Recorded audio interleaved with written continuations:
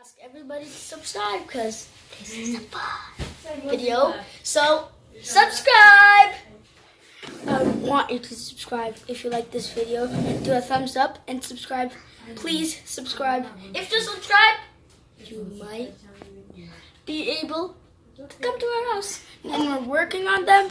And God bless you. And I definitely want you to put thumbs up, not thumbs down. God bless you.